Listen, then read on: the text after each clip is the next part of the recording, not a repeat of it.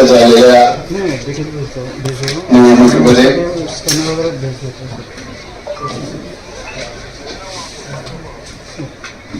विजय प्राप्त करून आज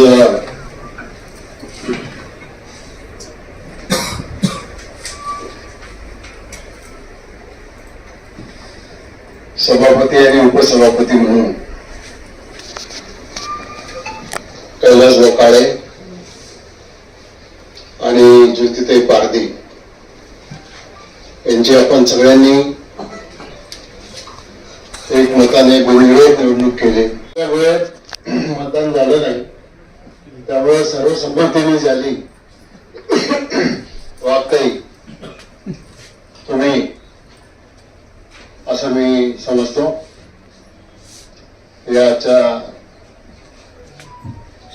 सभेला उपस्थित असलेले पुणे जिल्हा बँकेचे संचालक आणि जुन्नर मार्केट कमिटीचे सभापती माननीय संजयराव काळे,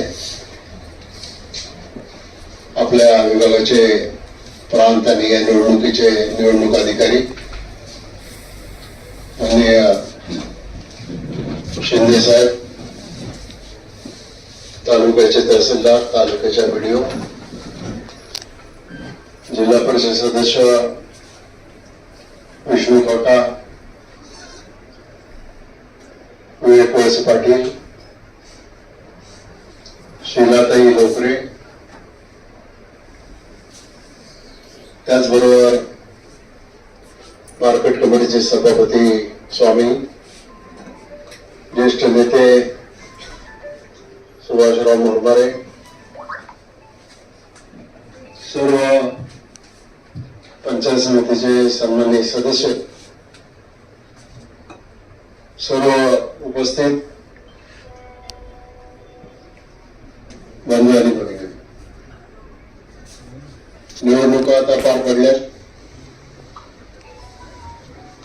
तुम्हाला सगळ्यांना पंचायत समितीमध्ये काम करायची संधी आता मिळालेली आहे. आज पुणे जिल्ह्यामध्ये सगळ्याच तालुक्यामध्ये या सभापतीच्या निवडणुका पार पडलेल्या आहेत, सभापती आणि उपसभापती. उद्याच्या 18 तारखेला